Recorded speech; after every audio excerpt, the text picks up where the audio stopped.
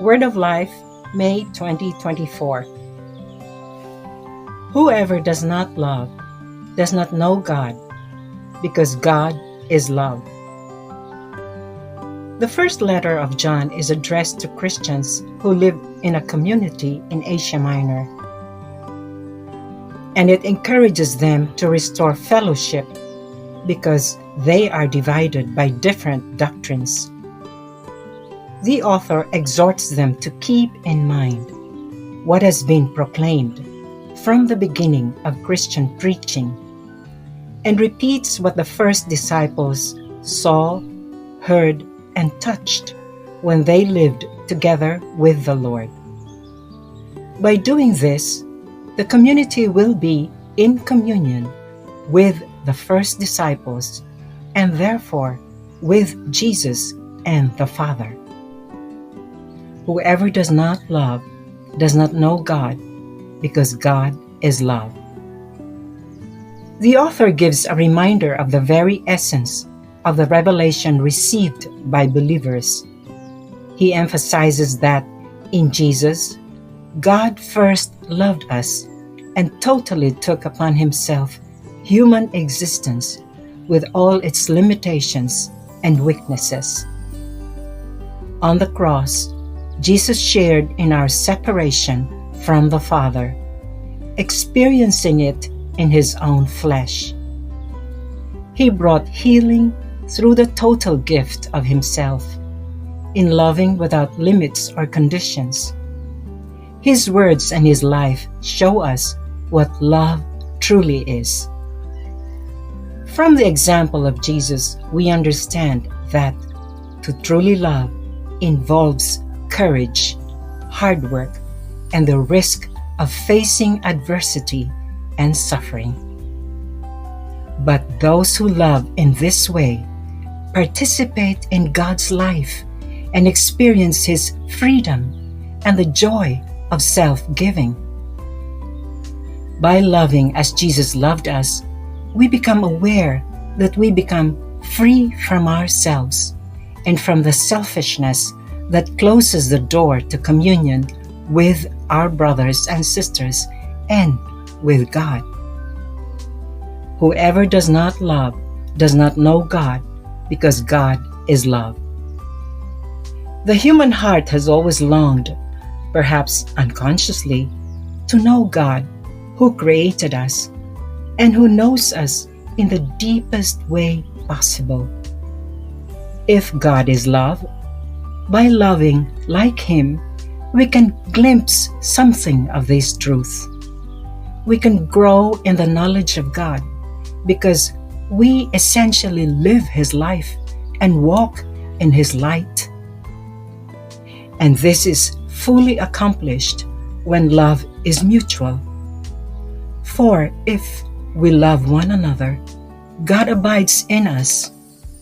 When this happens, it is similar to two electric poles coming into contact and producing light. Whoever does not love does not know God, because God is love. Chiara Lubich said, "To witness that God is love is a great revolution.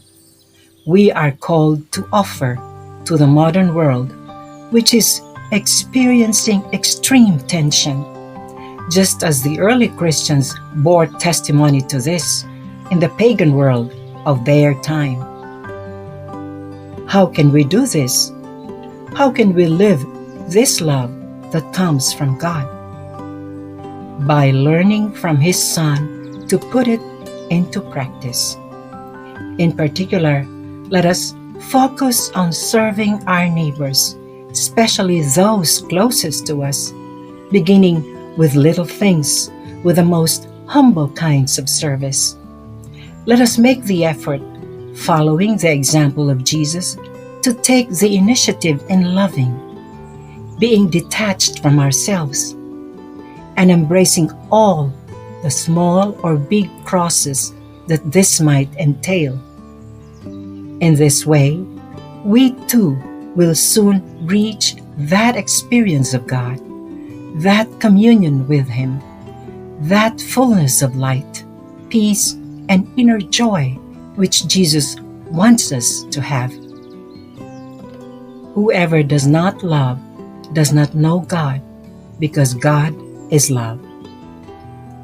Santa often visited a care home for the elderly that was run by a Catholic association. One day, she and a colleague called Roberta met Aldo, a tall, very cultured, and very wealthy man. Aldo looked sternly at the two young women and said, "Why do you always come here? What do you want from us? Why don't you just let us die in peace?" Santa didn't lose heart and told him, "We are here for you, to spend some time together, to get to know each other and become friends." They continued to visit the home regularly. Roberta recounts, that man was particularly closed in on himself and dejected. He did not believe in God. Santa was the only one who was able to get close to him, gently listening to him for hours. She prayed for him and, on one occasion, gave him a rosary, which he accepted. Later, Santa learned that he had spoken her name as he was dying. The pain of his death was lessened by the fact that he died peacefully, holding the rosary she had given him.